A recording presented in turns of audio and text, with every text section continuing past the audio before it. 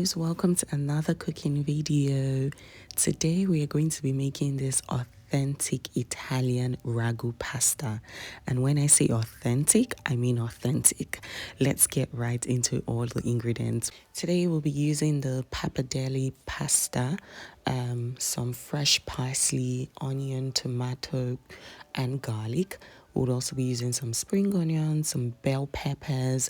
We'll be using for spices, mixed herb, garlic paste. I love a lot of garlic, ginger paste, some paprika.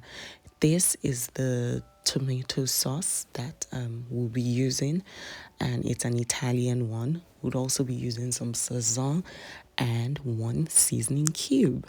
And then for our protein, we'll be using some smoked bacon and some minced meat. We'll also be using some red wine. Of course, this is an Italian dish.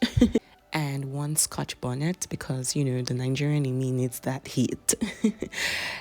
To get started, you need to just wash up your veggies. This meal doesn't take time, so I chose to wash my veggies and chop everything down, you know, just so that once I got started, there was no breaks at any point. Now is a good time to say a very big welcome to all of my new subscribers. Thank you for trusting this girl and going on this journey with me. And to my old subscribers, I love you all very much. And our live comes up this Sunday. I'm so excited. I hope you are too. In the spirit of making pasta, I just said, you know what? I'm going to be giving out one of this on Sunday during the live. So please don't miss it. You can check my post, my community post for more details. Okay, back to cooking. I love to always wash my bacon, and I would advise that you do the same because bacon is always so salty. Okay, so remember to rinse before you chop and or before you fry if that's what you're doing. I was just chopping this up into cubes just like this before, you know, I went on to put on my water for my pasta. And then I got started with, you know, stir frying the minced meat and every other thing that I was going to be using. And in here I just put some sunflower oil, and then I put the minced meat that I was going to be using. And to spice this up, I put my mixed herbs, some paprika.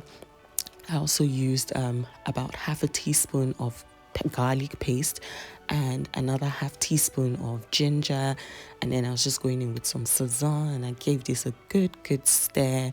You want to just mash it a bit so that, you know, it fries evenly until it's golden brown like this, or brown, this isn't golden, brown like that. And then I took that out of the pan, added a bit more oil, and put my bacon. I am not going to be seasoning this bacon for any reason, just fry it as it is.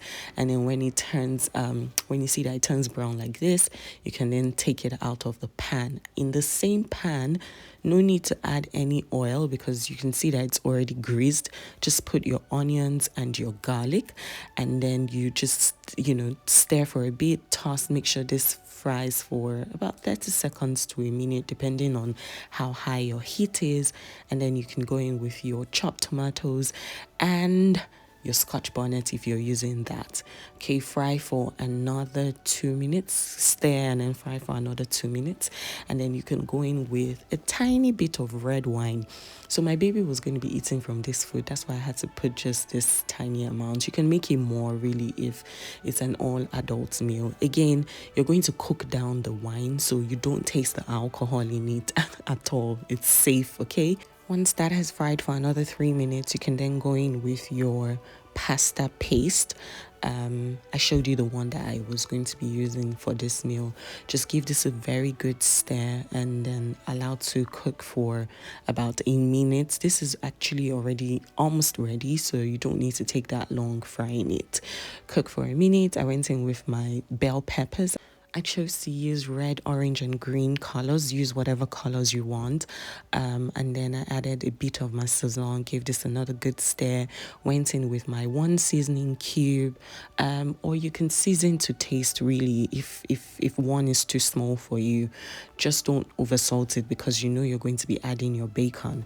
And then my water had boiled and I just threw my pasta in there. It was a good time to add it because it cooks in about 5 minutes. And then I came back to my sauce and added my minced meat and my bacon, and then just added a bit of pasta water to it, just so you could loosen it up a bit. Stirred and added my pasta because it was ready at this point. Look, listen, my kitchen was blazing with flavors at this point. It was, I couldn't wait to even taste the food myself. And then I gave this a good stir, and this is pretty much what you have. I forgot to mention that in the pasta sauce, there were some olives, so it kind of just added like the right kick to this meal. Here, I was just adding my spring onions and my fresh parsley and stirring for one last time before, of course, I dished out. And this was what we had. It was so good. I can't overemphasize how good. Like, I had Italy in my kitchen. The last time I had this, I was actually in Italy, and it was really good. And having to recreate this in my kitchen and then have it taste the exact same way was amazing. Would you be trying this out? Let me know. Thank you so much for watching, guys. Until my next video, like, subscribe, and share.